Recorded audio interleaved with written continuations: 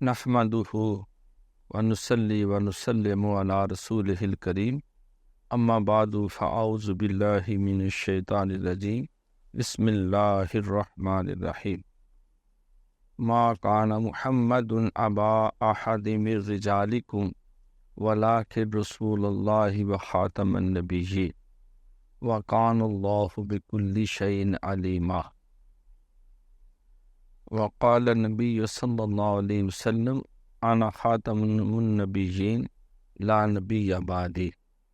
ولو کان بعدی نبیا لکان عمر بن الخطاب رضی اللہ تعالیٰ عنہ،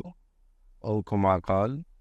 صدق اللہ مولانا العظیم وصدق رسولہ النبی الکریم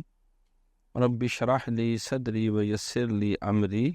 واحلل عقدۃ من لسانی یفقہوا قولی۔ اللہم صلی علی سیدنا و مولانا محمد وآلہ وصحابہ سیدنا و مولانا محمد وبارک وسلم صلی علیہ۔ جعفر از بنگال و صادق از دکن، جعفر از بنگال و صادق از دکن، ننگے آدم ننگے دی ننگے وطن۔ صدق اللہ مولانا العظیم و صدق رسولہ النبی الکریم۔ رب اشرح لی صدری ویسر لی امری واحلل عقدۃ من لسانی یفقہوا قولی۔ اللہم صلی علی سیدنا مولانا محمد وآلہ وصحابہ سیدنا و مولانا محمد وبارک وسلم صلی علیہ۔ حمد و صلوات کے بعد میرے انتہائی قابل صد احترام، قابل قدر، معزز و محترم حاضرین کرام و سامعین اعزام، آج ہفتہ وار مجلس دین و دانش اور درس سیف چشتیائی اور ذکر خیر و تعلیمات مجدد دین و ملت حضور قبلہ عالم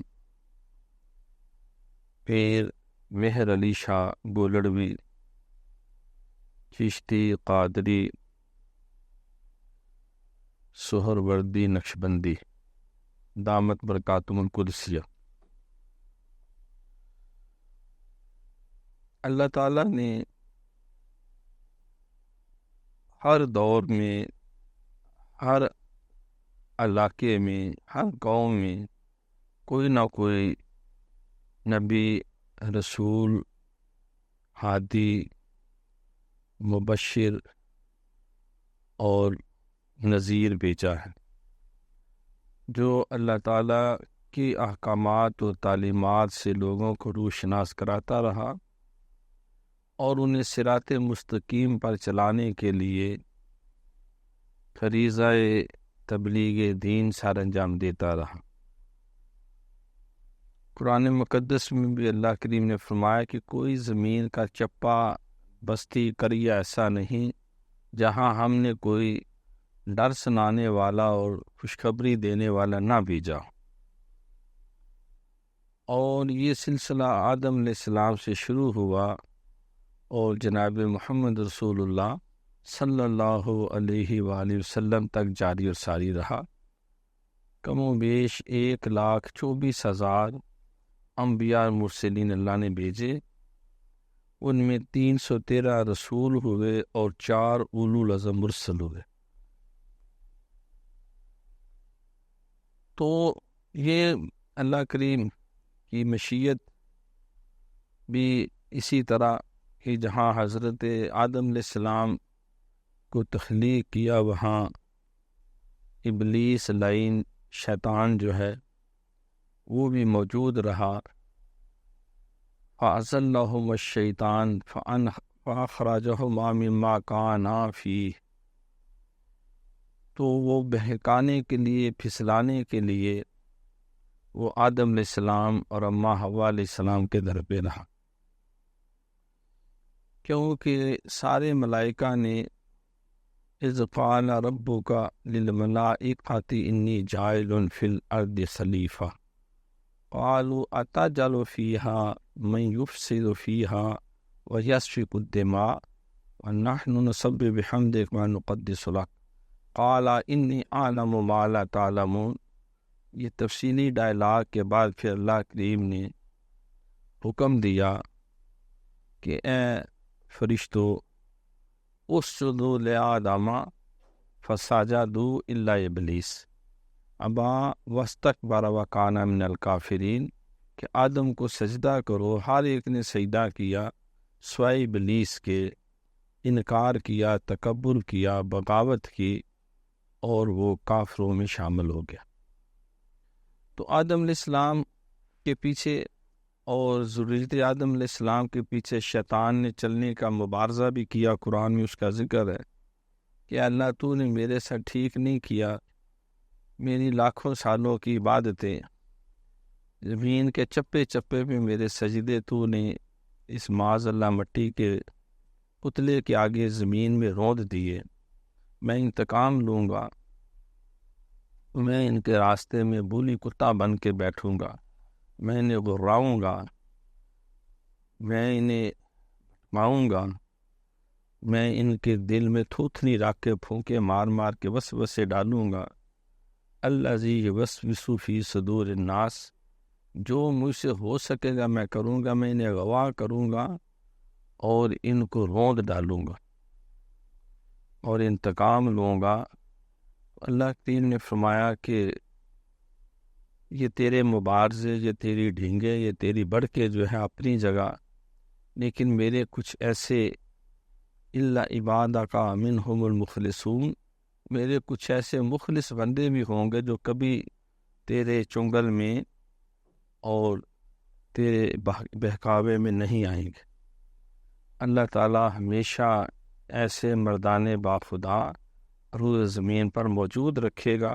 جب وہ نہیں ہوں گے تو اس دنیا کی بساط لپیٹ دی جائے گی۔ الغرض یہ حق اور باطل کی ٹسل جو ہے، یہ کنٹراسٹ جو ہے، اور یہ کلیش جو ہے، جس طرح کہتے ہیں کہ یہ دور جو ہے وہ تہذیبوں کے تصادم کا دور ہے، یہ کشمکش جو ہے یہ اس وقت سے جاری اور ساری ہوئی، اور ہر مہدی اور ہدایت دینے والے نبی و رسول کے راستے میں شیطان جو ایک غیر مرئی وجود ہے، جو آگ سے بنا ہے، اس کے علاوہ اس کے بہت سارے نمائندے بھی ہر دور میں موجود رہے۔ ابراہیم علیہ السلام کے مقابلے میں نمرود آ گیا، موسیٰ کلیم اللہ کے مقابلے میں فرعون آ گیا،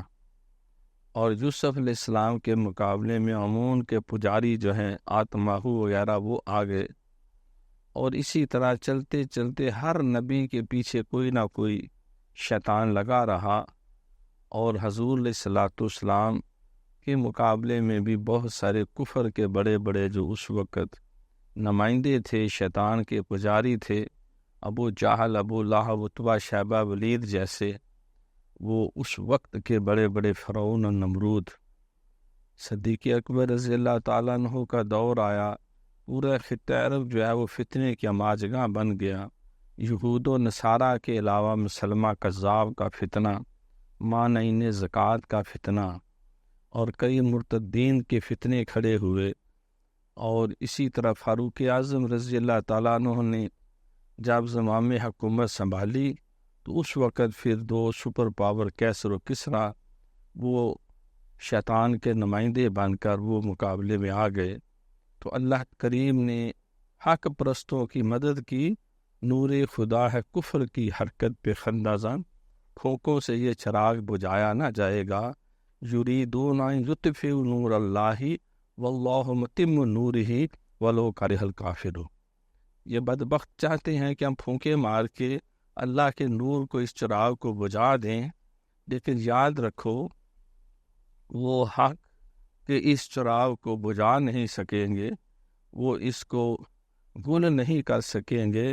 مٹ گئے مٹتے ہیں مٹ جائیں گے آدھا تیرے، نہ مٹا ہے نہ مٹے گا کبھی چرچا تیرا۔ تو اللہ تعالیٰ نے یہ ہدایت کی شمع کو ہمیشہ فروزہ رکھا، اور باطل کو ٹکر لینے کے باوجود منہ کی کھانی پڑی، دندان شکن جواب ملے۔ تو ہر دور میں جب حضرت امام علی مقام اس دور میں یزید نے جب ہدایت کا راستہ صراط مستقیم ترک کرنے کی پالیسی اختیار کی تو امام علی مقام نے حق کے نمائندے بن کر اس کا مقابلہ کیا۔ تو اسی طرح ہر دور میں، ہر جگہ، ہر قوم میں، ہر ملک میں حق کو مٹانے والے بھی رہے اور اس کے حق کی شمع کو فروزہ کرنے والے بھی رہے، تاکہ اللہ کریم نے کلام پاک میں فرمایا کہ فرق ہوتا رہے، لکم دینکم ولی دین، قل یا ایھا الکافرون لا اعبد ما تعبدون ولا انتم عابدون ما اعبد ولا انا عابد ما عبدتم ولا انتم عابدون ما اعبد لکم دینکم ولی دین۔ یہ سورہ کافرون کی شرح میں پڑھیں۔ اس کی سارے پس منظر میں اس وقت کے جتنے بھی فرعون و نمرود تھے ان کے مقابلے میں سرکار نے فرمایا تمہارے لیے تمہارا راستہ، میرے لیے میرا راستہ، تمہارے لیے تمہارا دین اور میرے لیے میرا دین، کوئی کمپرومائز نہیں ہو سکتا، کوئی گیو اینڈ ٹیک نہیں ہو سکتا کہ جہاں 360 بت ہے اس میں ایک اللہ کا بت بھی رکھ دیا جائے، معاذ اللہ۔ بالکل باطل دوئی پسند ہے، حق لا شریک ہے۔ حق جو ہے وہ کسی شریک کو وہ برداشت نہیں کرتا۔ توحید تو یہ ہے کہ خدا عشر میں کہہ دے یہ بندہ دو عالم سے خفا میرے لیے ہے، دورنگی چھوڑ کر یک رنگ ہو جا، سراسر موم یا پھر سنگ ہو جا۔ تو اسی طرح بر صغیر پاک و ہند میں ایک بہت بڑا فتنہ دیکھو، جہاں مسلمانوں کی سیاسی قیادت کو گرانے کے لیے بہت سی سازشیں ہوئیں، شرارتیں ہوئیں۔ حضور علیہ الصلوۃ والسلام، اگر اس کو تاریخ اسلام کو دیکھا جائے تو نبی علیہ الصلوۃ والسلام نے جس ہمت سے، جس حکمت اور دانائی سے پورے خطہ عرب کو اللہ کی مدد کے ساتھ تسخیر کیا اور ان کی حدود کو 56 لاکھ مربع میل تک سرکار کے چاروں خلفائے راشدین نے پھیلایا، اور جب اس کے اوپر ابتلا کا دور آیا تو پھر سلجوکیوں نے، پھر ایوبیوں نے اور پھر سلطنت عثمانیہ نے، انہوں نے 3 بر اعظموں پر یہ مسلسل، پھر پاک و ہند کے اندر 712 میں محمد بن قاسم وہاں پہ سلطنت قائم ہوئی، اور بنو عباس کا جب سورج طلوع ہو رہا تھا، بنو امیہ کا غروب ہو رہا تھا، تو اللہ تعالیٰ نے اندلس اور اسپین میں بنو امیہ کی اس حکومت کو جو ہے وہ قیام کیا، تقویت ملی۔ ویسے ولید بن عبد الملک کے دور میں یہ کام ہو چکا تھا اور 800 سال وہاں بھی اسلام کا پرچم لہراتا رہا، اور اس بر صغیر پاک و ہند کے اندر بھی کم و بیش جو ہے وہ 1100 سال تک جو ہے اسلام ایک نمائندہ دین بن کر سلاطین دہلی کا دور اور دیگر اس کے بعد جو مغلیہ خاندان کا دور، یہ 712 سے لے کے پھر 997 محمود غزنوی کے دور سے لے کے پھر 1707 تک اورنگزیب عالمگیر کے وصال تک، پھر متاخر جو مغل ہوئے 1712 عیسوی تک، یہاں کسی نہ کسی صورت میں اسلام کی سیاسی وجاہت اور حکومت قائم رہی۔ انگریزوں نے اس اتحاد کو سبوتاژ کرنے کے لیے 1919 میں سب سے پہلے جو شب خون مارا تو انہوں نے سلطنت عثمانیہ کے سے بکھرے کیے۔ جنگ عظیم اول کی پاداش میں ترکی کے ٹکڑے ٹکڑے کر کے اسلامی اتحاد اور اسلامی قوت کو ڈیوائڈ اینڈ رول کی پالیسی کے تلوار کے نیچے رکھ کے پارا پارا کیا گیا، اور اس ایک ریاست کو 20 ریاستوں میں انہوں نے منقسم کر دیا اور اپنے جی حضوریوں کو وہاں اکاموڈیٹ کیا۔ بر صغیر پاک و ہند کیونکہ یہ بھی ایک بہت بڑی اسلامی ریاست تھی، اور مسلمان یہاں 712 سے لے کے کم و بیش 1857 تک، اور بڑے بڑے جلیل القدر حکمران بھی یہاں آئے، تو اس کو پارا پارا کرنے کے لیے انہوں نے ایسٹ انڈیا کمپنی کے ذریعے یہاں آ کے ان کی سیاسی قیادت کو سبوتاژ کرنے کے لیے انہوں نے ایسے غدار ڈھونڈے، ایسے ایمان اور ضمیر فروش بندے تلاش کیے جن کی جو ہے وہ تصویر کشی میں حضرت ڈاکٹر علامہ محمد اقبال، جو ترجمانی حقیقت بھی ہے، جو مفکر اسلام بھی ہے، جو حکیم الامت بھی ہے، جو نقاد مشرق بھی مغرب بھی ہے، اور اپنے وقت کا جلیل القدر فلسفی بھی ہے، انہوں نے اس حقیقت کو یوں بیان کیا کہ اگر بنگال کے اندر میر جعفر اور میسور کے اندر میر صادق جو ہے، یہ دو غدار انگریزوں کے پٹھو بن کر لارڈ کلائیو اور لارڈ ڈلہوزی کے جو ہے یہ نمک خوار اور اس کے کتے بن کر اگر وہ نواب سراج الدولہ اور سلطان ٹیپو کے پشت میں خنجر نہ گھونپتے تو شاید ہندوستان کی تاریخ کا نقشہ کچھ اور ہوتا۔ تو اس بنا پہ کہا یہ میر صادق اور میر جعفر از بنگال و صادق از دکن، ننگے آدم ننگے دی ننگے وطن۔ تو یہ مسلمانوں کے سیاسی اقتدار کو سبوتاژ کرنے کے لیے یہ دو رکاوٹیں تھیں، جس کا قول تھا ٹیپو سلطان کا کہ شیر کی ایک دن کی زندگی گیدڑ کی 100 سالہ زندگی سے بہتر۔ آ شہیدان محبت را امام، نازنین ہندو چینو روم و شام،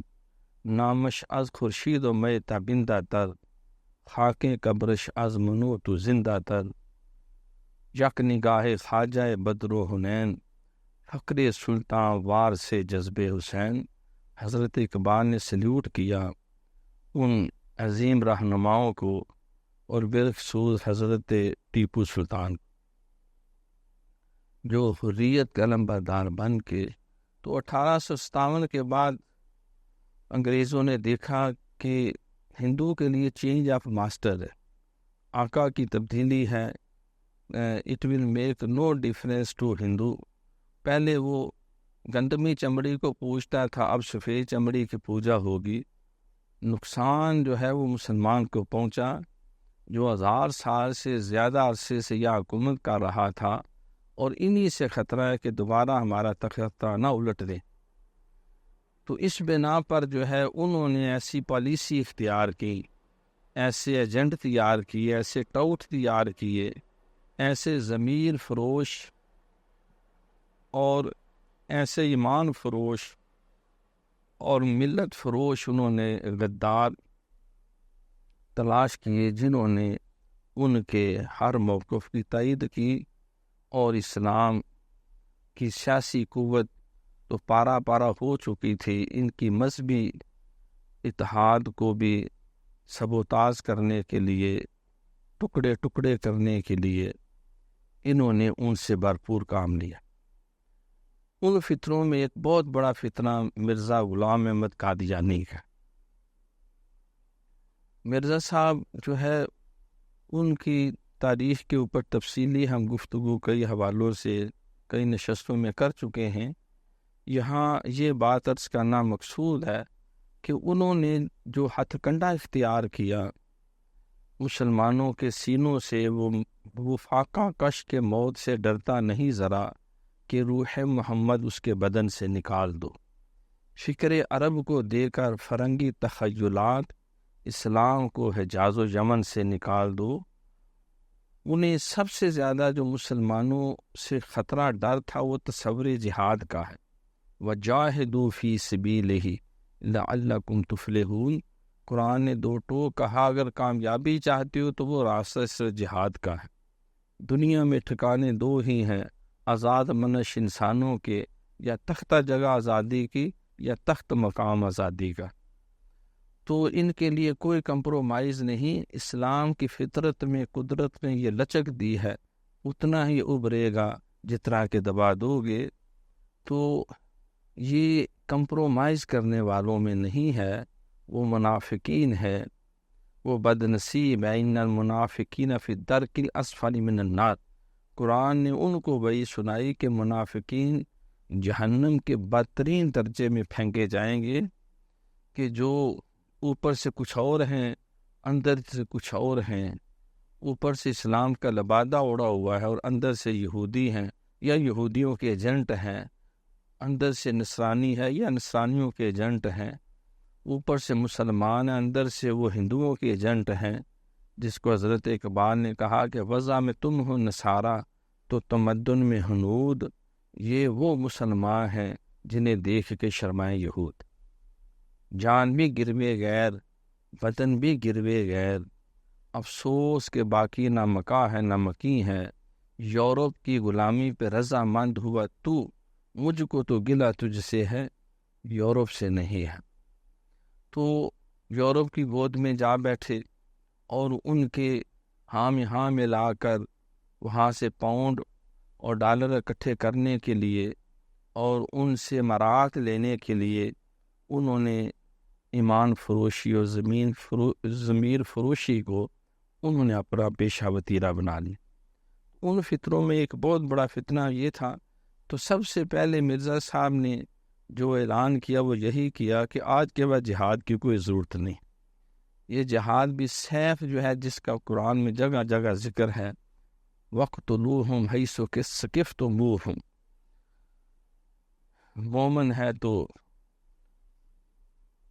مومن ہے تو اللہ پہ کرتا ہے بھروسہ، کافر ہے تو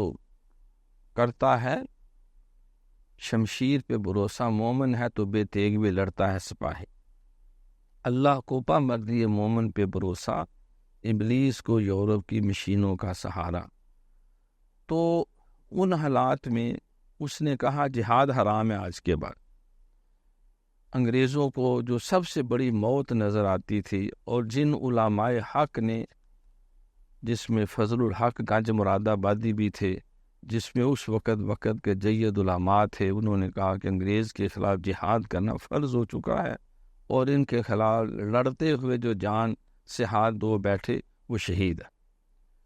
تو جب 1857 میں غداروں کی مدد سے انگریز کامیاب ہوا، تو اس نے ان سب کو کالے پانی میں، جو آج کل لیبیا کے اندر طرابلس دنیا کا سب سے بدترین، انہوں نے وہاں اکتوبر خانہ اور جیل خانہ بنایا،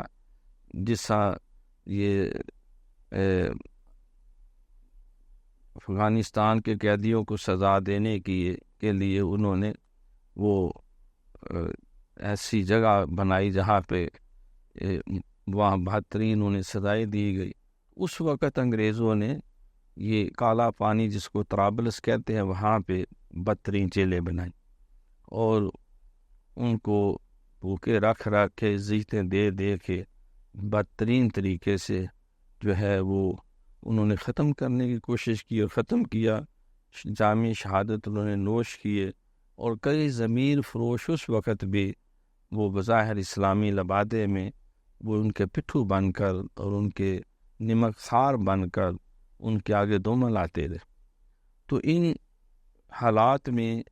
مرزا قادیانی نے مسلمانوں پہ جو بدترین حملہ کیا وہ نظریاتی حملہ ہے، وہ ایمانی اور اعتقادی حملہ ہے۔ اس نے اپنے آقاؤں کو خوش کرنے کے لیے مسلمانوں کو سب سے پہلے یہ تاثر دیا کہ میں تمہارا خیر خواہ ہوں۔ جس طرح وہ دو یہودی وہ سرنگ کھود کے سرکار کے جسم اقدس کو لے جانے کے لیے جو ہے وہ جب قریب پہنچے تو نور الدین زنگی کو سرکار خواب میں ملے۔ 3 دن ایسا ہوا تو پھر اس نے آ کر وہاں فوری محاصرہ کیا اور سارے لوگوں کو اکٹھا کیا۔ تو انہوں نے کہا 2 بہت ہی نیک اور پارسا بزرگ ہیں، وہ اجرے سے باہر تشریف نہیں لاتے، اور وہ بہت ہی معاذ اللہ نیک اور صالح لوگ ہیں۔ تو انہوں نے یہاں آنے سے انکار کر دیا۔ وہ سمجھ گئے کہ یہ اشارہ کس طرف ہے۔ آپ فوراً جو ہے پہنچے وہاں اور دیکھا تو سرکار نے جو 2 فائدہ جو کتے جو ہے مجھے تنگ کر رہے ہیں ان کی شکلیں دیکھی ہوئی تو وہی ہیں، اور یہ بدترین یہودی ہیں۔ اور جب وہاں سارے اس کے حجرے کا جائزہ لیا گیا تو وہاں ایسی سرنگ ملی جو ساری رات وہ کھدائی کر کر کے سرکار کے جسم اقدس کو وہاں آپ کے روزہ انور سے چرانے کے لیے قریب پہنچ چکے تھے. پھر وہیں پہ ان کے سر قلم کیے گئے. تو اس طرح کے جو ہیں وہ ضمیر فروش ہر دور میں، جیسا یہ ریمنڈ ڈیوس جو ہے، یہ 16 سال خطیب اعظم جو ہے وہ شمالی علاقہ جات میں وہ بن کے جمعے پڑھاتا رہا، شادیاں کرتا رہا، بچے پیدا کرتا رہا، فتوے دیتا رہا، اور جہاد کے نعرے مار مار کے اندر سے وہ جڑیں کاٹتا. تو اس طرح کے ریمنڈ ڈیوس ہر دور میں ہوئے. تو اس وقت پھر انگریزوں کو ضرورت تھی کوئی مسلمانوں کے مذہبی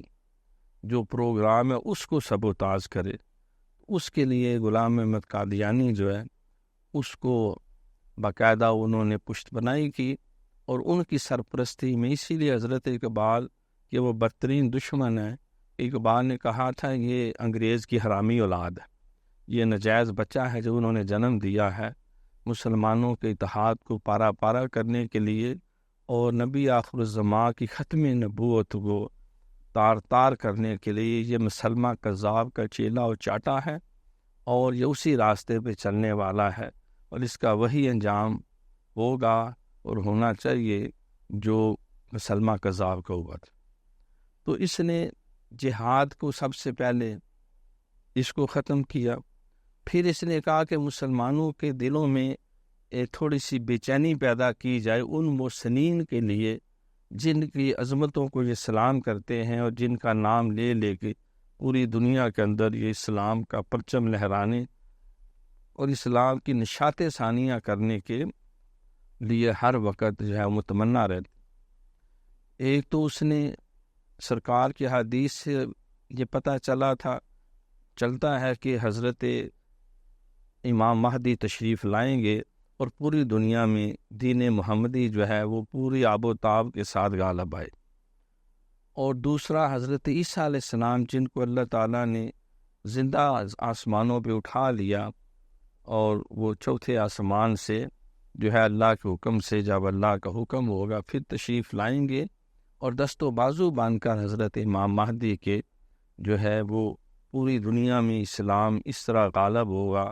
کہ یہ سارے یہود و نصارہ اور سارے مسلمان و دیر یہ سب کلمہ پڑھ کے حلقہ بگوش اسلام ہوں گے، شادی کریں گے، تبھی زندگی جئیں گے، اور وہ سال پانے کے بعد نبی پاک صلی اللہ علیہ وسلم کے روزہ انور میں آپ کے پہلو میں ان کو دفن کیا جائے. تو یہ سارے معاملات جو ہیں یہ مستند احادیث سے بڑی شر و بست کے ساتھ ثابت ہیں، اور کلام مقدس میں بھی اللہ نے فرما دیا کہ محمد صلی اللہ علیہ وسلم تو مردوں میں سے کسی کے باپ نہیں ہیں بلکہ اللہ کے رسول ہے اور خاتم النبیین ہے. سرکار نے بھی فرمایا کہ میں اللہ کا آخری نبی ہوں، میرے بعد کوئی نبی نہیں ہے. اگر ایک نبی کے آنے کی بھی گنجائش ہوتی تو حضرت عمر بن خطاب رضی اللہ تعالیٰ عنہ میرے بعد نبی ہوتے، لیکن وہ بھی نبی نہیں ہیں، اس لیے کہ میں اللہ کا آخری نبی ہوں. خلفاء ہوں گے، دین کے خادمین ہوں گے، ہادی اور مرشد ہوں گے جو میرے ہی بتائے ہوئے صراط مستقیم پہ خود بھی چلیں گے اور مخلوق کو بھی چلائیں گے. تو ان محسنین کی کردار کشی کو ہدف بنایا گیا. آج بھی جب کوئی غیر جو ہے کسی کے سینے سے اسلام کی محبت نکالنا چاہتا ہے تو وہ ان کے محسنین پہ حملہ کر دے. تمہارے پیر صاحب ایسے ہیں، تمہارے بزرگ ایسے ہیں، تمہارے داتا صاحب نے یہ لکھا، تمہارے فلاں نے وہ لکھا، تمہارے نبی کی تو وصیت ہی معاذ اللہ کوئی نہیں، وہ تو بھول جاتا تھا، اسے تو دیوار کے پیچھے کا بھی علم کوئی نہیں تھا، اس کا تو فلاں ہوا تو اسے کچھ پتہ نہ چلا، فلاں ہوا تو کچھ پتہ نہ چلا. وہ اس طرح کی بکواسات کر کے وہ چاہتے ہیں کہ مسلمانوں کے سینے سے اللہ کے نبی کی عزت اور توقیر جو اللہ نے فرمایا وَتُعَزِّرُوهُ وَتُوَقِّرُوهُ، عزت بھی کرو توقیر بھی دو. کسی طرح ان کے سینوں سے حضور کی محبت کم ہوگی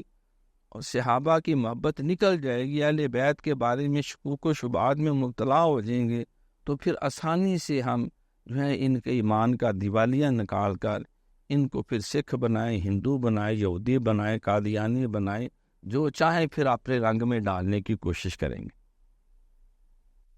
تو اس کے خلاف جو قلمی جہاد، لسانی جہاد، عملی جہاد جس خوش نصیب نے جو ہے وہ بڑھ چڑھ کے کیا اور اس کو منطقی انجام تک پہنچانے میں اپنا تن من دن ساری صلاحیتوں کو صرف کیا، اور بر صغیر پاک و ہند کے لاکھوں کروڑوں مسلمانوں نے انہیں اپنا رہنما بنا کر اس قادیانی فتنے کے خلاف، جو سرکار کے ختم نبوت کے عقیدے کو پائمال کرنے کے لیے اور مسلمانوں کے اندر سے دین کی محبت، صحابہ کی محبت، اہل بیت کی محبت نکالنے کے لیے انگریزوں نے یہ ایک اپنا ایجنٹ کھڑا کیا تھا، تو اس کو جو ہے وہ دندان شکن جواب دینے کے لیے سیدنا پیر میر علی شاہ گولڑوی رحمۃ اللہ تعالیٰ علیہ انہوں نے کام کیا، اور بڑی شر و بست کے ساتھ جو ہے آپ نے اس کے خلاف جو ہے وہ شمس الہدایہ کتاب لکھی، اور حضرت عیسیٰ علیہ السلام کے آسمانوں پہ اٹھائے جانا، واپس تشریف لانا، اسی حالت میں اس پہ جتنی قرآن و حدیث سے دلائل تھے وہ بھی پیش کیے، اور پھر مسیح موعود کے علاوہ امام مہدی کے حوالے سے جو اس نے غلط ملط باتیں کی اس کا بھی مثبت جواب دیا، اور پھر اس نے جتنی بھی کتابیں لکھی جن کو الہامات اور الہیات الہی سے اس نے تعبیر کیا، آپ نے ان کا بھی اس کو جو دندان شکن جواب دیا، اس کو سیف چشتیہ ہی کہتے ہیں۔ اس وقت میں آپ کی خدمت میں چند وہ اقتباسات پیش کرنا چاہتا ہوں جو سیدنا پیر میر علی شاہ گولڑوی نے جن کو ہائی لائٹ کر کے بتایا کہ یہ مرزا غلام احمد قادیانی یہ مسلمانوں کا خیر خواہ نہیں ہے، یہ اہل بیت اطہار کا تابع فرمان نہیں ہے، یہ صحابہ کرام کے نقش قدم پہ چلنے والا نہیں ہے، یہ مسلمانوں میں سے ہے ہی نہیں، یہ مرتد ہو کے دین اسلام سے خارج ہو چکا ہے۔ تو آپ نے جو اس کے مختلف جو عقائد تھے اور اس کے حواریوں کے جنہیں وہ صحابہ کی طرح وہ کہتا ہے یہ بھی حضور کے 313 صحابہ بدر تھے، میرے بھی 313، سرکار کے خلفاء تھے 4 میرے بھی ہیں، جس طرح ان کے اشرا مبشرہ تھے میرے بھی ہیں، جس طرح حضور کے اہل بیت تھے یہ میری آل اولاد، یہ بھی ساری بیوی اہل بیت اطہار کی طرح ہیں۔ اور وہ سارے القابات جو سرکار نے اللہ کے حکم سے جو تقسیم فرمائے تھے اس نے اپنے دامن اور اپنے حواریون جو ہے وہ ان کے اوپر جو ہے وہ فٹ کرنے کی جسارتیں جو کی، اس میں بے شمار اس کے مختلف جو حرزہ سرائیاں ہیں آل نبی کے احترام کے حوالے سے اس نے، اور اس کے امام پر اس کے جو حواریون تھے انہوں نے جو کچھ خرافات پیش کی، ان میں سے چند ایک میں اس لیے پیش کرنا چاہوں گا۔ یہ مہر منیر صفحہ نمبر 190 ہے۔ آل نبی کے احترام کے حوالے سے مرزا صاحب نے اپنی تصنیفات اور اشتہارات میں جا بجا اپنے آپ کو آل نبی، وارث رسول اللہ اور جناب نبی کریم صلی اللہ علیہ وآلہ وسلم کا روحانی بیٹا ثابت کرنے کی کوشش کی ہے، اور اس سائی میں آل محمد کی ضبطی اور صلبی اور خونی رشتے کو جس طرح مقابلتاً کم مرتبہ اور کم پایا دکھانا چاہا ہے اس کی ایک مثال ملاحظہ فرمائیے۔ تو یعنی انہوں نے جس انداز سے اور جس طریقے سے جو ہے حضور علیہ الصلوۃ والسلام کے اہل بیت اطہار کے حوالے سے، مثلا اس کی کتاب تریاق القلوب، دلوں کا اینٹیڈوٹ یا دلوں کو پاک اور صاف کرنے والی کتاب، صفحہ 99 پر آل محمد صلی اللہ علیہ وسلم کے عنوان میں لکھتے ہیں، مرزا صاحب کی یہ جو بات انہوں نے تحریر فرمائی، سو اس قرینہ سے آل محمد صلی اللہ علیہ وسلم سے بھی کوئی دنیاوی رشتہ مراد نہیں ہے، یعنی اہل بیت سے مراد آپ کی جو لخت جگر صاحبزادیاں یا صاحبزادے ہیں، یا آپ کی آل اولاد ہے، آپ کے داماد ہیں، یا آپ کے جو متعلقین ہیں، اس سے کوئی خونی رشتہ مراد نہیں، بلکہ آل سے مراد وہ لوگ ہیں جو فرزندوں کی طرح حضرت صلی اللہ علیہ وآلہ وسلم کے روحانی آل کے وارث ٹھہرتے ہیں، بلکہ ہر جگہ آل کے لفظ سے حضرت صلی اللہ علیہ وسلم کی یہی مراد ہے۔ جہاں بھی آپ نے آل کا لفظ اختیار کیا ہے اس میں سنین کریمین یا سیدہ خاتون جنت فاطمہ زہرا، علی پاک وغیرہ جو ہے یہ کوئی ان کا نام و نشان نہیں ہے، نہ اس سے وہ مراد ہے، نہ دنیاوی رشتہ جو کہ ایک سفلی اور فانی امر ہے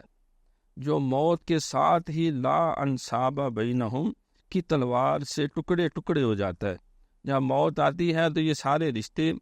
ختم ہو جاتے ہیں۔ نبی کا نفس کبھی اس بات پر راضی نہیں ہو سکتا کہ آل کے لفظ سے محض اس کی یہ غرض ہے کہ عام دنیا داروں کی طرح ایک سفلی اور فانی رشتہ کا لوگوں کو پیروکار بنانا چاہیے۔ یہ کیوں کر ہو سکتا ہے کہ اللہ تعالیٰ تو فرما دے کہ یہ دنیاوی رشتے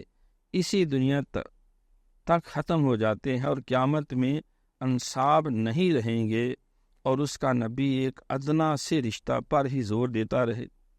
اور وہ بھی جو لڑکی کی اولاد ہے یعنی سیدہ خاتون جنت۔ اس قسم کی آل جو فدق جیسے باغ فدق جیسے نام کے باغ اور چند درختوں کے لیے لڑتے بھڑتے رہیں اور مشتعل ہو کر کبھی ابو بکر کو برا بھلا کہیں اور کبھی عمر فاروق کو برا بھلا کہیں، ان کی بلا کیا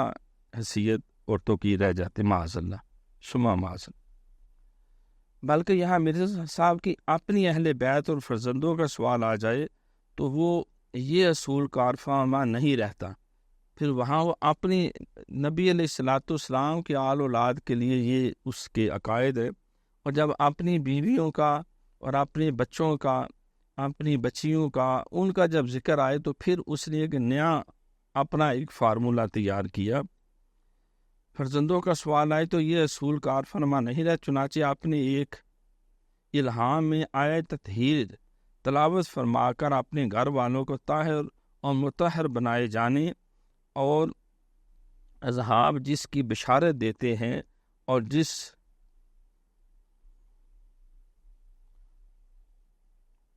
لڑکی نے آپ کے معصوم بچہ کو اٹھا رکھا تھا اسے شاعر اللہ میں شمار کرتے ہیں۔ روایت آپ کی جماعت کے مفتی صاحب کی زبانی بطریق ذیل ہے۔ بدبخت ہیں وہ لوگ جنہوں نے حضرت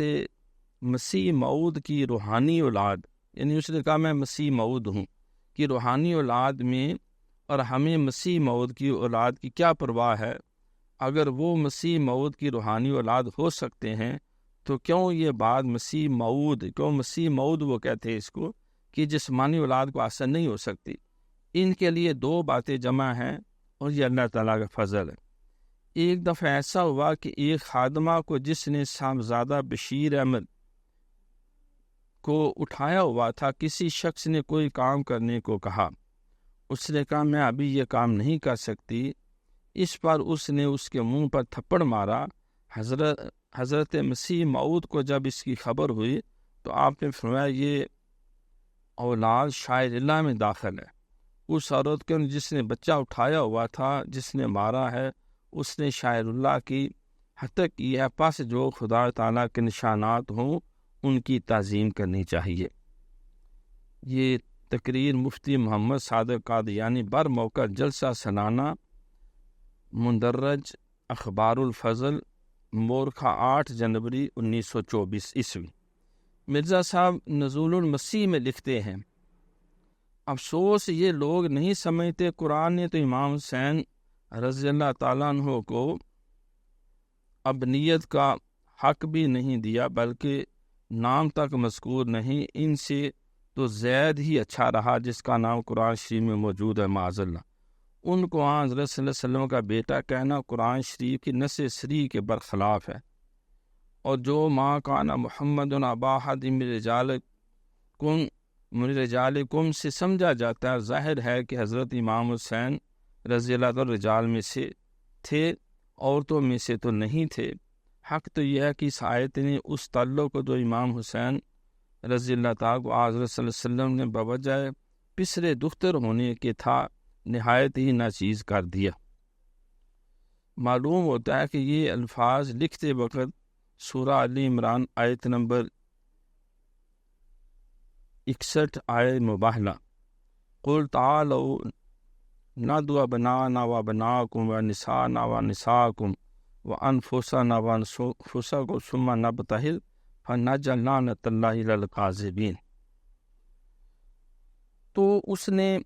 یہ قرآن پاک کی جو سری نصوص سے اہل بیت طہار کا ایک رتبہ اور مقام اللہ تعالیٰ نے بیان کیا، اس نے اپنی بھونڈی تعبیروں اور تعویلوں کے ساتھ جو ہے اس کو جو ہے وہ اپنی جھوٹی تفسیروں کی نظر کیا اور تحریف معنوی بھی کی، اور جو اہل ایمان ساری امت محمدیہ کا ایک متفقہ عقیدہ ہے، صحابہ کا عقیدہ ہے، اہل بیت طہار کا عقیدہ ہے، اس کو بھی موم کی ناک کی طرح مروڑ کے وہ اپنے خاندان کی طرف لے گیا۔ نبی صلی اللہ علیہ وسلم اور خلفائے راشدین کے متعلق قادیانیوں کی یہ زبان درازی۔ مرزا صاحب کی برادری کے ایک رکن حکیم محمد حسین قادیانی اپنی کتاب المہدی میں اور ڈاکٹر شاہ نواز خان قادیانی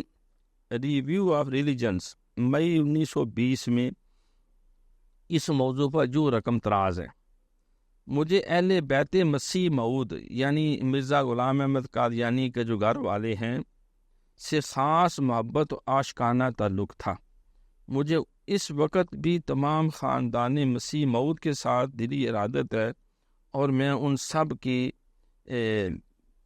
کفش برداری یعنی جوتے اٹھانا اپنا فرض سمجھتا ہوں، فخر سمجھتا ہوں۔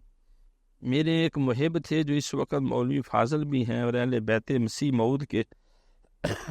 خاص رکن رکین بھی ہیں۔ انہوں نے مجھے ایک دفعہ فرمایا کہ سچ تو یہ ہے کہ رسول اللہ صلی اللہ علیہ وسلم کی بھی اتنی پیش گوئیاں نہیں جتنی مسیح موعود یعنی مرزا قادیانی کی ہے۔ پھر انہوں نے اور بھی ایک ایسا ہی دکھ دینے والا فکرہ بولا کہ ابو بکر رضی اللہ تعالیٰ عمر رضی اللہ تعالیٰ کیا تھے، وہ تو حضرت غلام احمد کی جوتیوں کے تسمہ کھولنے کے بھی لائق نہ تھے معاذ اللہ۔ ان فقیروں نے مجھے ایسا دکھ دیا اور ان کے سننے سے مجھے ایسی تکلیف ہوئی کہ میری نظر میں جو توقیر عزت اہل بیت مسیح موعود سے ہونے کی نسبت تھی وہ جاتی رہی۔ حضرت مسیح موعود علیہ السلام کا ذہنی ارتقاء حضرت صلی اللہ علیہ وسلم سے زیادہ تھا۔ یہ وہ بات لکھتے ہیں کہ غلام احمد قادیانی کی جو سوچ اور فکر ہے وہ نبی علیہ السلام سے بھی زیادہ تھی۔ اس زمانہ میں تمدنی ترقی زیادہ ہوئی ہے، یعنی مرزا صاحب کے دور، اور یہ جزوی فضیلت ہے جو مسیح موعود کو حضرت صلی اللہ علیہ وسلم پر حاصل ہے معاذ اللہ۔ نبی کریم صلی اللہ علیہ وسلم کے ذہنی استعدادوں کا پورا ظہور بوجہ تمدن کے نقص کے نہ ہوا اور ناقابلیت تھی، یعنی سرکار کی جو تعلیمات تھیں اس دور میں کیونکہ لوگ ابھی بہت جہالت تھی، اس بنا پہ پورا اس کا ظہور نہیں ہو سکا۔ پھر آگے تمام امت محمدیہ پر وہ کفر کا جو فتویٰ وہ لگاتے ہوئے انہوں نے یہ بات لکھی کہ مرزا صاحب کے بتدریج ارتقاء نبوت کی داستان مختصر طور پر بیان کی جا چکی ہے۔ احادیث مقدسہ کے مطابق مسیح موعود کے ظہور کے بعد تمام دنیا کے انسانوں نے اسلام کی حقانیتوں کو تسلیم کرنا تھا، یعنی جو حضور علیہ السلام کی ارشادات ہیں اس میں یہ ہے کہ جب حضرت عیسیٰ علیہ السلام تشریف لائیں گے تو پورے روئے زمین پر ساری عیسائی کمیونٹی، یہود کمیونٹی، دہریے اور اہل ایمان اہل اسلام سارے کے سارے ایک جھنڈے تلے جمع ہو جائیں گے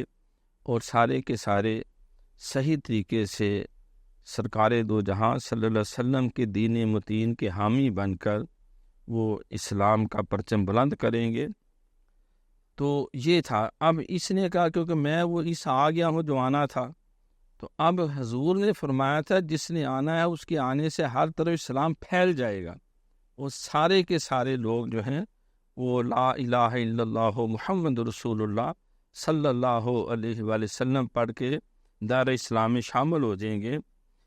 تو جن میں عیسائی، یہودی اور تمام دیگر عقائد رکھنے والے انسان بھی شامل ہوں گے، مگر یہاں معاملہ بالکل برعکس تھا۔ مرزا صاحب نے جب دیکھا کہ ان کی دعوت پر لبیک کہنے والوں کی تعداد بہت کم ہے، میں نے مسیح موعود کا جو ڈھونگ رچایا تب بھی لوگ نہیں مانے، مہدی کا دعویٰ کیا تب بھی نہیں مانے،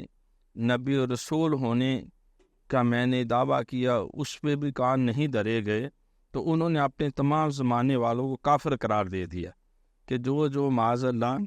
میرا کلمہ نہیں پڑھے گا وہ سارے کے سارے دائرہ اسلام سے خارج۔ فرمایا خدا تعالیٰ نے میرے اوپر ظاہر کیا ہے کہ ایک وہ شخص جس کو میری دعوت پہنچی ہے اور اس نے مجھے قبول نہیں کیا وہ مسلمان نہیں ہے۔ یہ ارشاد مرزا صاحب مندرجہ رسالہ الذکر الحکیم نمبر 4 پہ۔ پھر وہ لکھتے ہیں جو شخص تیری پیروی نہیں کرے گا اور تیری بیعت میں داخل نہیں ہوگا، تیرا مخالف رہے گا، وعدہ خدا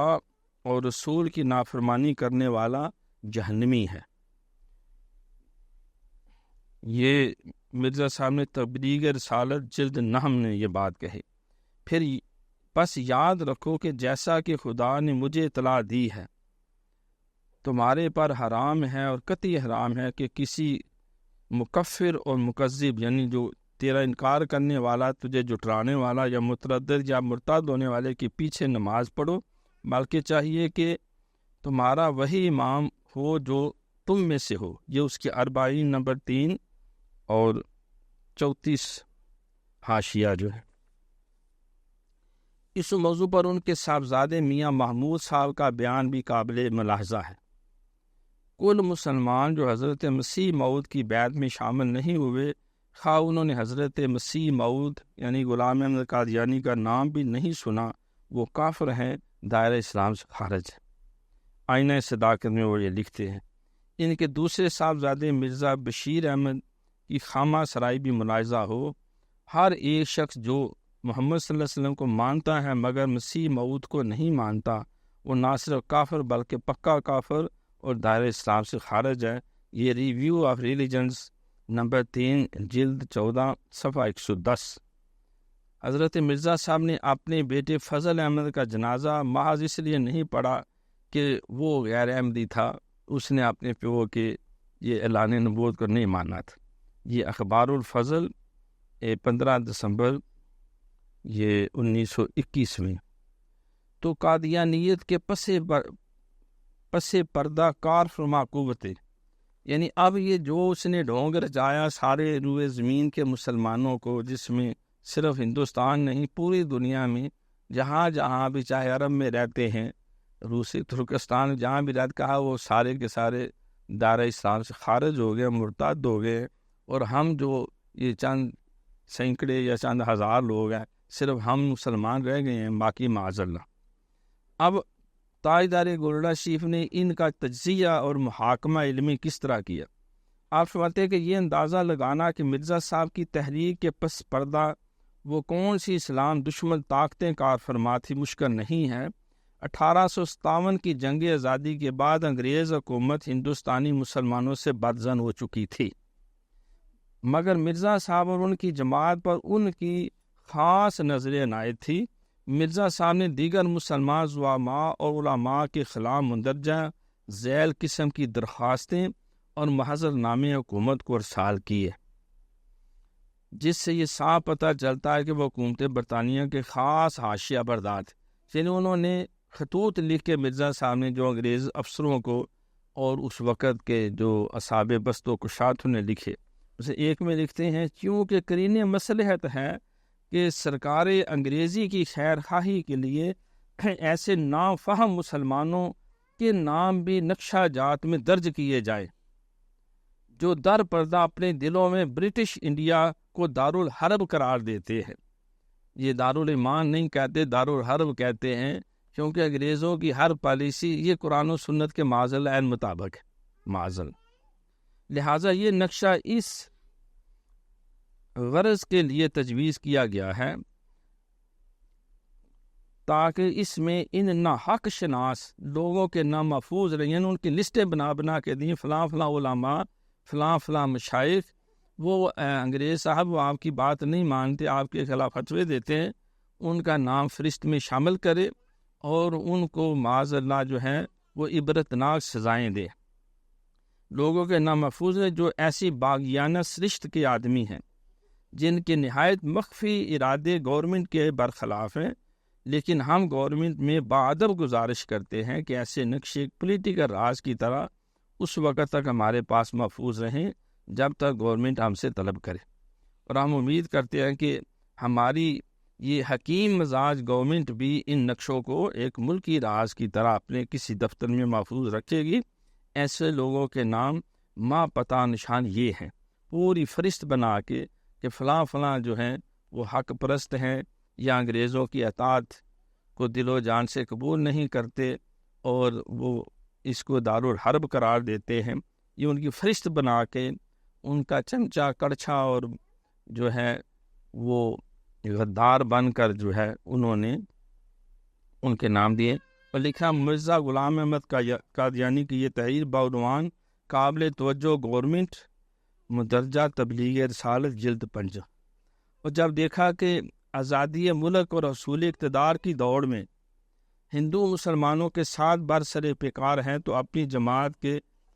حق میں ہندوؤں کو ہموار کرنے کے لیے ان کے پشتگون اور رشی منیوں کی تعریف میں لکھنا، لیکچر دینا شروع کر دے۔ جب انہوں نے دیکھا کہ انگریزوں کو نکالنے کے لیے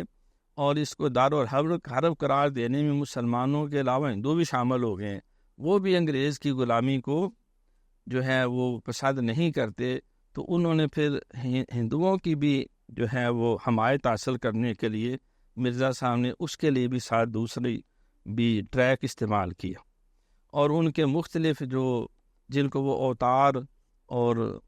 بھگوان کا وہ نمائندہ مانتے ہیں ان کی تعریف شروع کر دی۔ چنانچہ نومبر 1904 میں سیالکوٹ کے مقام پر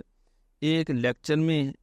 ہندو پبلک کو مخاطب کر کے فرماتے ہیں، یعنی ہندوؤں کا لیڈر جو ہے وہ یہ بات کر رہا ہے، واضح ہو کہ راجا کرشن جیسے کہ میرے پر ظاہر کیا گیا ہے در حقیقت ایک ایسا کامل انسان تھا جس کی نظیر ہندوؤں کے کسی رشی اور اوتار میں نہیں پائی جاتی۔ وہ اپنے وقت کا اوتار یعنی نبی خاص تھا جس پر خدا کی طرف سے روح القدس اترتا تھا۔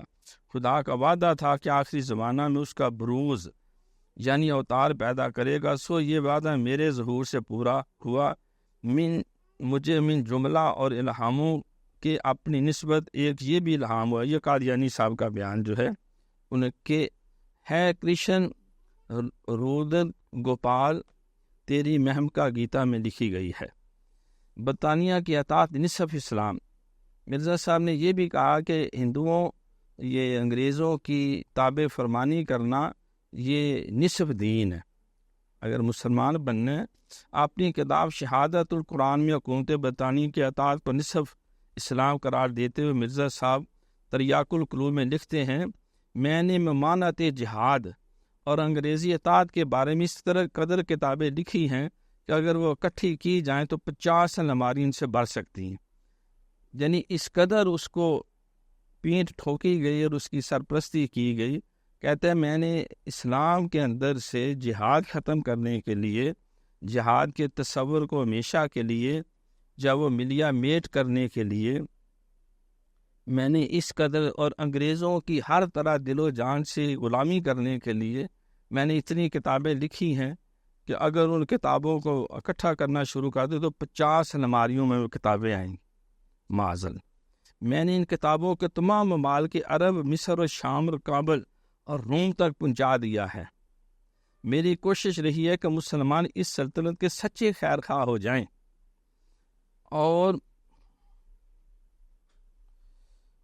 اور خونی اور مسیح خونی کی بے اثر روایتیں اور جہاد کے جوش دلانے والے مسائل جو احمقوں کے دلوں کو خراب کرتے ہیں ان کے دلوں سے معدوم ہو جائیں۔ یہ تصور نکال دیں اہل بیت کا، صحابہ کرام کی عظمتوں کا اور اسلام کی سربلندی کے لیے جہاد کرنے۔ گویا اسلامی جہاد دینی عصبیت، قومی غیرت، حب الوطنی اور اخوت اسلامی کی تفسیر مرزا صاحب بالفاظ بالا بیان فرما رہے ہیں۔ اس زمانہ میں جب مصر انگریزوں کے زیر نگیں آ چکا تھا اور بقیہ اسلامی ممالک اس قوم کے دندانے آز کا شکار ہو رہے تھے، اگر کوئی شخص مرزا صاحب کی اس تعلیم کو عیسائی حکومتوں کے لیے عالمی اسلام میں کمزوری و انتشار پیدا کر کے ان کے لیے فضا سازگار کرنے سے تعبیر کرے تو کیا غلط ہوگا؟ اس چیز کو امام منتظر کے اسلامی پس منظر سے بھی ملاحظہ فرماتے ہوئے غور فرمائیے، کیا مہدی آخر الزمان کا تشریف لانے کا یہی مقصد تھا جو مرزا صاحب مہدی اور مسیح بن کر پورے کر رہے ہیں؟ یعنی تمام اسلامی دنیا برطانیہ کے زیر اقتدار آ جائے اور تمام روئے زمین پر کہیں بھی کوئی اسلامی حکومت قائم نہ رہے۔ تو یہ چند اقتباسات جو ہیں یہ پڑھنے سے یقیناً یہ ایک موضوع ایسا ہے جو خالص علمی اور فکری ہے، لیکن ہم کیونکہ اہل اسلام ہیں، اہل ایمان ہیں، پاکستان میں رہنے والے ہیں، اور یہ فتنہ جو ہے جب سے یہ شروع ہوا پاکستان میں یقیناً اس کے لیے کافی آگہی دی گئی، لیکن یورپ کے اندر یہ شیطان لوگ جو ہیں یہ اپنے آپ کو پورے طور پر مسلمان کی حیثیت سے پیش کرتے ہیں اور اپنے آپ کو ہی وہ اسلام کا نمائندہ سمجھتے ہیں، اور مرزا صاحب کے اوپر ایمان لانا اور ان کی تعلیمات کو دل و جان سے تسلیم کرنا، اور اس طرح وہ ان کا ایک منافقانہ سا طرز عمل ہے کہ وہ نوجوان مسلمان جو بیرون ملک مختلف مسائل کا شکار ہوتے ہیں، ویزا نہیں لگتا یا پیپر میرج کے مسائل ہیں یا روزگار کے مسائل ہیں، تو اس کا وہ جھانسا دے کر وہ انہیں کہتے ہیں تمہاری شادی بھی ہوگی، تمہیں نوکری بھی ملے گی، تمہارا ویزا بھی جو ہے وہ ایکٹیویٹ ہوگا اور گرین کارڈ بھی ملے گا، بس تم اس فارم پہ دستخط کر۔ آنکھیں کھولنے کے لیے وہ آئی اوپنرز ہیں، جس سے آپ یہ اندازہ کر سکتے ہیں کہ ہندوؤں نے بھی پھر کس طرح کہا کہ یہ مکہ مدینے کو چھوڑو، تم یہ کعبہ جو ہے یہ معظمہ، یہ پرانی بات ہے، وہاں اینٹیں روڑے پتھر ہے، کیا وہاں کرنا ہے؟ مدینہ شریف میں معاذ اللہ جانے کی کیا ضرورت ہے؟ اب تم قادیان میں آیا کرو، مستقبل کا مکہ اور مدینہ قادیان ہے اور مرزا صاحب کی ہی ریاست ہوگی۔ تو اس طرح کی جتنی بھی ان کے خرافات ہیں اور مسلمانوں کے اتحاد کو پارا پارا کرنے کے لیے بالخصوص جو عقیدہ ختم نبوت کہ نبی علیہ الصلوۃ والسلام اللہ کے آخری نبی ہیں، قیامت تک کوئی دوسرا نبی اور رسول نہیں آئے گا، جس طرح ہر نبی حضور کے آنے کی خبر دیتے رہے، مبشر برسول یاتی من بعد اسمہ احمد، سرکار نے بھی خبر دے دی کہ اب میرے بعد کوئی نبی نہیں آئے گا۔ یہ ایسے ہی ایک شخص نے بہت خوبصورت محل بنایا، لیکن اس کے فرنٹ پہ ایک پتھر کی جگہ خالی تھی، تو وہ پتھر وہ میں اس حیثیت سے آخری نبی آ کے لگ گیا، اب وہ سارا نبوت کا محل گویا کہ تیار ہو چکا ہے، اب کسی نئے پتھر اینٹ اور روڑا لگانے کی کوئی گنجائش نہیں۔ اور نبی علیہ الصلوۃ والسلام کے صحابہ نے جنہوں نے بھی نبوت کے دعویٰ کرنے کی کوشش کی اور مبارزے کیے، جو انہوں نے اس کا حشر کیا، مرزا جو ہے وہ قادیانی اسی سلوک کے مستحق ٹھہرے، اور مسلمہ کذاب جس نے سرکار کو بھی خط لکھا کہ آپ کی نبوت کے ساتھ میں بھی نبی بنایا گیا ہوں، لہذا میری بھی تائید فرمائیں، تو آپ نے فرمایا تو کذاب ہے، تو دجال ہے، میرے بعد تیرے جیسے 30 اور لوگ اٹھیں گے جو نبوت کا دعویٰ کریں گے، رسالت کا دعویٰ کریں گے، وہ سارے دجال ہوں گے، کذاب ہوں گے، واجب القتل ہوں گے، میں اللہ کا آخری نبی ہوں، اب قیامت تک میرے بعد کوئی نیا نبی و رسول نہیں آئے گا، نبوت کا سلسلہ مجھ پہ منقطع کر دیا۔ تو یہ فتنے جو ہیں یہ ہر دور میں اٹھتے رہے ہیں، مختلف شکلوں میں، نام بدل کے، رنگ بدل کے، کوئی مرزا قادیانی بنا، کوئی دیگر مرزے اپنے اپنے شہروں کے حوالے سے بنے، کوئی مہدی سوڈانی بنا، تو وہ کیفے کردار تک پہنچے۔ اب آپ کی تعلیم و تربیت کے حوالے سے، کیونکہ ہم آپ تاجدار گولڑا سیم کے ادنا سے غلام الخادم ہیں، آپ کے فکر اور فلسفے کو دل و جان سے مانتے ہیں، آپ کی ولایت اور آپ کی بزرگی کی عظمتوں کو سلام کرتے ہیں، آپ کے ادنا سے غلاموں کی طرح ہماری حیثیت ہے، تو ان کی تعلیمات اور فکر کو عام کرنا یہ ہمارے ایمان کا حصہ ہے۔ جب میں گورنمنٹ ایجوکیشن کالج لاہور میں پڑھتا تھا تو اتفاق سے جو میں کیوبیکل تھا، ایک ڈارمیٹری ہوتی ہے جس میں 2 3 4 اسٹوڈنٹس رہتے ہیں، ایک کیوبیکل ہوتا ہے جس میں ایک ایک کمرہ جو ہے ہر اسٹوڈنٹ کو دیا جاتا، تو وہ میرا ہمسایہ تھا، صدیق احمد اس کا نام تھا، اسے یہ پھالیہ کنجا کا رہنے والا تھا۔ تو خیر چند ہی دنوں بعد اس علاقے کے لڑکوں نے بتایا یہ مرضی ہے، وہ ایک ٹھیکری سے لے کے آتا، جب نماز ہوتی تو وہ آگے رکھ کے اس کو سجدہ کر، یعنی اس کے اوپر پیشانی رکھتا، جس طرح بعض اہل تشیع بھی وہ کربلا کی مٹی کی ٹھیکری سے بنا کے وہ آگے سجدہ اس کے اوپر کر۔ تو سب نے کہا کہ آپ اس سے بات کریں۔ بظاہر اس کا اخلاق بڑا اچھا، بڑا قابل تحسین تھا، ہر ایک سے جھک کے ملیں، لیکن یہ کہ یہ مرضی ہے، اس سے پہلے یعنی اس سے پہلے جب میں اس کو ملتا بظاہر وہ ٹھیک ٹھاک لگتا، لیکن یوں محسوس ہوتا جیسے اس کے چہرے کے آگے نا ایک پردہ سا ہے سیاہی کا، قالف کا، جس طرح نا ایک پردہ سا، میں کہوں کہ بچہ تو بڑا باادب ہے، بڑا منکسر المزاج ہے، اور اس کا انداز بھی ہر ایک کے ساتھ کوآپریشن ہے۔ کوئی اچھی چائے بنائی تو فاروقی صاحب لیں آپ بھی یہ چائے، کیونکہ میں جنرل سیکرٹری بھی تھا اس لحاظ سے بھی اسٹوڈنٹس یونین کا، تو پھر پتہ چلا یہ قادیانی ہے۔ تو اب ظاہر ہے جب چیز کو واضح ہو جائے تو اس صورتحال میں پھر اس کا کچھ حد باب کرنا ضروری بھی ہوتا ہے۔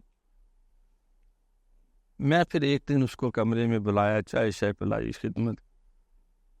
پوچھا میں نے کہ بھئی میں نے یہ بات سنی ہے، کیا یہ صحیح ہے؟ اس نے کہا ہاں ہم پتہ 3 کے 4 پشتوں سے قادیانی ہیں، مرزا غلام احمد قادیانی کے پیروکار۔ سگا چچا وہ جال تھا، وہ نہیں مانا، اور آخری دموں تک کئی کافروں کو سرکار کان میں بھی جا کے کہتے رہے کہ چچا آپ مرنے سے پہلے کلمہ پڑھ لو اللہ کے آگے میں، تو نہیں ایسا ہوا، کیونکہ اللہ نے جس کے مقدر میں ہدایت لکھی ہو اسے کوئی گمراہ نہیں کر سکتا، اور جس کے مقدر میں گمراہی ہے اسے کوئی ہدایت نہیں دے سکتا۔ الغرض میں نے پھر تھوڑی سی اس پہ محنت کی، حق بھی بنتا تھا۔ مجھے وہاں 2 گروہ ملے، اب ظاہر بات آگے بڑھی ہے تو چلو بات سے بات نکل آئی۔ ایک نوجوان صالحین بچے تھے، انہوں نے جاتے ہی دیکھا یہ مولوی ٹائپ صاحب ینگ مین ہے، تو ہم چلو کوشش کریں ہم مل کے پھر تبلیغ پہ جایا کریں۔ خیر میں نے کہا ٹھیک ہے تم بھی کوشش کر لو، میں بھی تھوڑی سی توجہ دلاؤں گا، اب میں دیکھوں گا کہ کون تبلیغ کرواتا ہے کون کرتا۔ میں بہرحال ان میں جو سب سے زیادہ نمایاں تھا ان کا لیڈر کا، اس کو محبت پیار سے گجرانوالہ لیا ہے، حضرت صاحب رحمۃ اللہ علیہ سے ملایا، آپ کو عرض بھی کی، دعا کا بھی۔ خیر وہ ملاقات کرتے ہی اس نے کہا مجھے بیعت کرنا۔ حضرت صاحب نے میں پاس ہی فرمایا کہ بھئی تم فرسٹ ٹائم آئے ہو تو چلو کوئی غور فکر کرو، کوئی دیکھو، ہم تو سادہ سے لوگ ہیں۔ اس نے کہا نہیں جو میں نے دیکھنا تھا وہ دیکھ لیا، یہ آپ کے بیٹا ہمارے ساتھ ہی ہوتے ہیں عظیم فاروقی صاحب، ہم نے دیکھ لیے بس۔ ہر کے بالعالم نے ذکر سکھایا۔ چند دنوں بعد وہ خوشاب گئے ہوئے تھے، ان کا فون آیا کہ خواہ میں حضرت صاحب کچھ ہم ساتھی ہیں اور نبی علیہ الصلوۃ والسلام کی زیارت ہوئی۔ پھر اس کے دل میں یہ بات راسخ ہوئی کہ یہ راستہ جو ہے اصل میں اللہ کی رضا کا اور نبی پاک صلی اللہ علیہ وسلم کا راستہ۔ تو پھر اللہ نے وہ پورا ایک 6-7 ساتھیوں کا گروپ تھا جو اس خوشاب اور اس وگودا کے علاقے سے جوہر آباد سے تعلق تھا ان کا، اور دوسرا یہ تھا صدیق احمد۔ میں نے کہا کہ صدیق احمد آؤ تم مجھے اپنی ساری بات دل کی کھول کے بیان کرو، میں اپنی بیان کرتا ہوں، اگر تم مجھے قائل کر لو، میں یہ قرآن پہ ہاتھ رکھ کے کہتا ہوں میں تیرے ساتھ شامل ہو کر تیرے دین مذہب پہ چل پڑوں،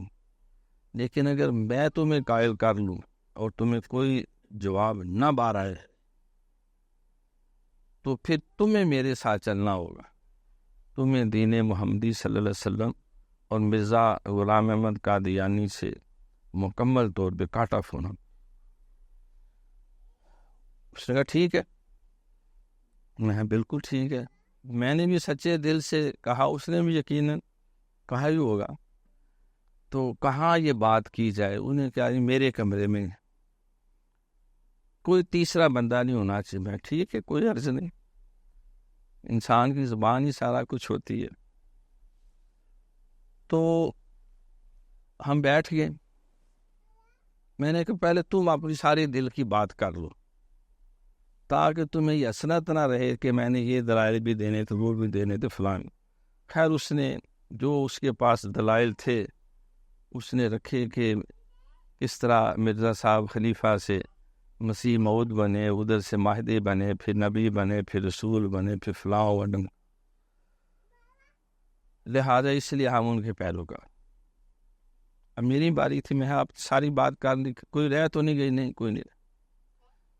مجھے تم صرف اتنی بات بتاؤ، میں زیادہ بحث میں نہیں جاتا، نہ میری عادت ہے۔ حضور علیہ الصلوۃ والسلام کو نبی رسول مانتے ہو؟ جی مانتے۔ خلفائے راشدین سیدنا صدیق اکبر، سیدنا فاروق اعظم، سیدنا عثمان غنی، سیدنا مولا علی رضی اللہ عنہم، ان کو صحابہ مانتے ہو؟ بالکل مانتے۔ ان کے خلفائے راشدین ہونے میں کوئی شک ہے؟ کوئی شک ہے۔ مجھے صدیق احمد صرف اتنا بتاؤ، آج اگر سیدنا صدیق اکبر رضی اللہ تعالیٰ تشریف لے آئیں اور آپ کی موجودگی میں مرزا غلام احمد قادیانی جو ہے یہ کہے میں اللہ کا نبی و رسول ہوں محمد صلی اللہ علیہ وسلم کے بعد، تو مجھے بتاؤ صدیق اکبر کیا کریں گے؟ حضور پردہ کر چکے، صدیق اکبر خلیفہ ہے، امیر المومنین ہے، مرزا صاحب کہتے ہیں میں نبی و رسول ہوں۔ نہیں، آپ مجھے قتل کرنا چاہتے ہیں، آپ مجھے برباد کرنا چاہتے ہیں۔ میں صدیق اکبر رضی اللہ تعالیٰ عنہ کی موجودگی میں 4 لوگوں نے نبوت کے دعوے کیے، آپ نے ان کا کیا؟ طلیحہ نے کیا، رباح نے کیا، اور اسود انسی اور غلام یہ مسلمہ کذاب، ان کے گاٹے اتارے، اور ساری قوت جو ہے اس میں جھونک کر انہیں کیفر کے دار تک پہنچا۔ اگر آج صدیق اکبر ہو تو وہ کیا کرے؟ اب جواب تو سیدھا سا تھا کہ جب وہ سچے ہیں، صدیق ہیں اور حضور علیہ الصلوۃ والسلام کے پیروکار ہیں، امتی ہیں، تو جو مسلمہ کذاب کا حشر کیا تھا وہی مرزا صاحب کا وہ کرتے۔ نہیں، میں وہ ادھر ادھر بگنے جھانکنے لگ گیا، میں پھر دیکھوں گا، میں پھر سوچوں، میں دیکھ بات تیرے اور میرے درمیان اللہ کو گواہ بنا کے ہوئی تھی۔ نہیں، میرے ابا، میرے بھائی، میرے سارے عزیز، سارے قادیانی یہ وہ ننگا چٹا ہو کے مات کھا کے کوئی آگے جواب نہ بن پایا، تو اس نے کہا میں پھر کروں گا بات۔ پھر اس نے کھوتے سے سر بات کرنی، میں پھر حضرت صاحب رحمۃ اللہ علیہ کی خدمت میں آیا، انہیں میں نے یہ ساری بات سنائی کہ اس طرح قادیانی کے ساتھ میرا مناظرہ ہوا ہے یا بات ہوئی ہے۔ میں نے کبھی کوشش نہ کرتا، میری عادت ہی نہیں ہے ہمیں خام خرا جاتے کو چھیڑنا، تا وقت کہ کوئی ہمیں منہ پھاڑ کے بکواس نہ کرتا جائے۔ اسی طرح ایک ٹیچر تھے، وہ جب بھی بولیں یہ داتا صاحب کی حیثیت ہے، یہ خواجہ اجمیری کون ہے، یہ بابا فرید کون ہے، یہ فلاں کون ہے، یہ تو سارے جو ہے وہ سفلی عملیات کرتے تھے، لوگوں کے دلوں سے کھیلتے تھے، یہ ہوتا تھا وہ۔ اب میں اسٹوڈنٹ کلاس، میرے سے برداشت نہ ہوا، میں نے حضرت صاحب کا تصور کر کے کہا میں استاد محترم، آپ استاد ہیں، میں کوئی گستاخی نہیں کرنا چاہتا، خواجہ معین الدین چشتی اجمیری سے پوچھا گیا کہ لا الہ الا اللہ کا ترجمہ کیا ہے، تو انہوں نے فرمایا تھا کہ لا الہ الا اللہ لا معبود الا اللہ لا مسجود الا اللہ لا مقصود الا اللہ لا مطلوب الا اللہ لا موجود الا اللہ۔ آپ کہتے ہیں وہ صفلی جو ہے وہ قوتیں حاصل کرنے کے لیے اور وہ ایک اپنے لوگوں کے دلوں سے کھیلنے کے لیے اور چندے بٹورنے کے لیے انہوں نے سارا عمل کیا۔ ان کا تو عقیدہ یہ ہے کہ اللہ کے سوا وہ تو کسی شے کو نہ معبود مانتے ہیں، نہ مقصود مانتے ہیں، نہ مطلوب مانتے ہیں، نہ مسجود مانتے ہیں اور نہ موجود مانتے ہیں۔ خود بمانا لئی ہے فہار ایک فانی ہے سوائے اللہ کے،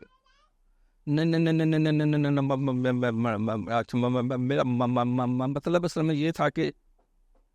پھر وہ ادھر ادھر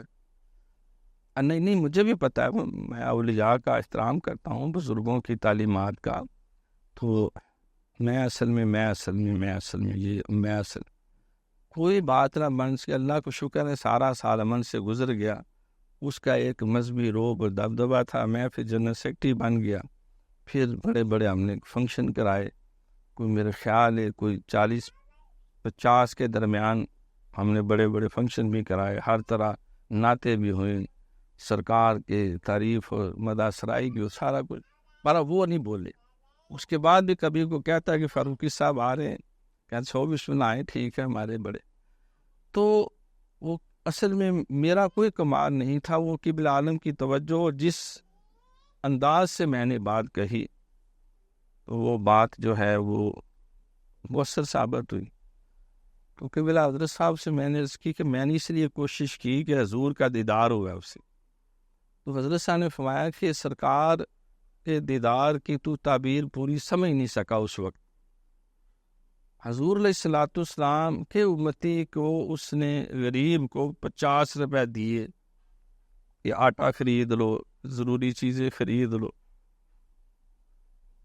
ہمدردی کے ساتھ۔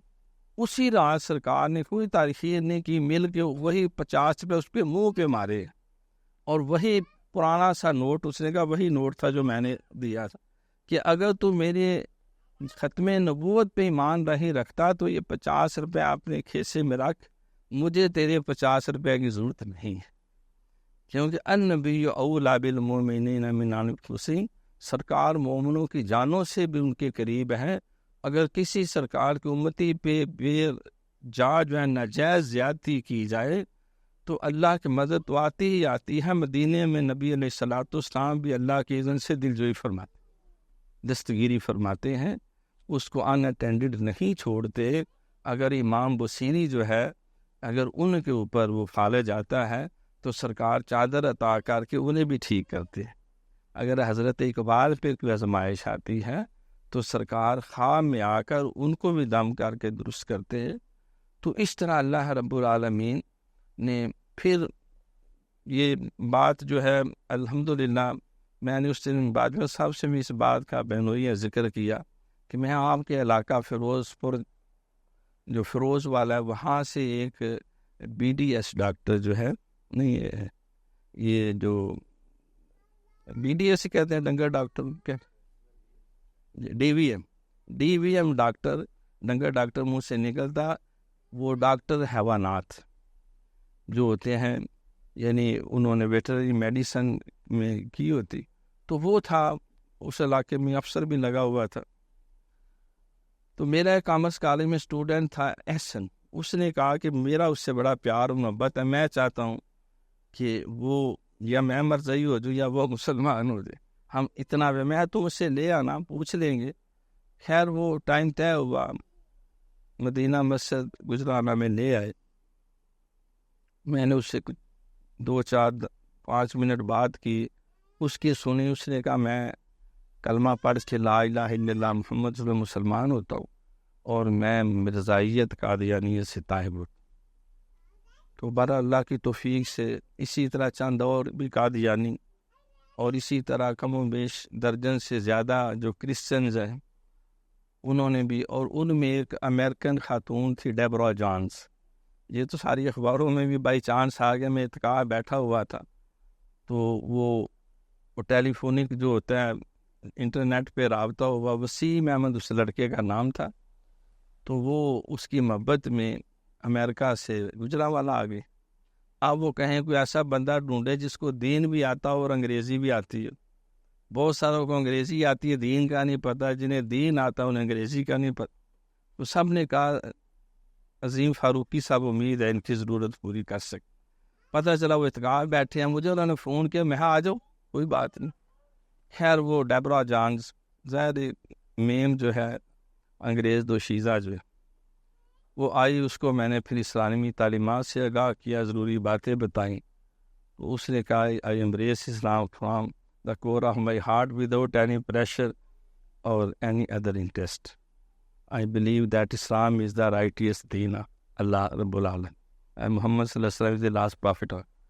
انہوں نے کیا، پھر اس کو کلمہ پڑھایا، پھر ایک اپنے لیٹر پیڈ پہ لکھ کے اسٹیمپ لگا کے سائن کر کے، تاکہ کوئی اعتراض نہ کرے، یہ نہ کہ ادھر ہمارے کوئی دوست تھے، انہوں نے کسی صحافی کو فون کر دیا، تو انہوں نے پھر سارے اخباروں کو خبر دے دی کہ ایک مسلمان عالم دین کے ہاتھ پہ امریکی دوشیزہ ڈیبرا جانز نے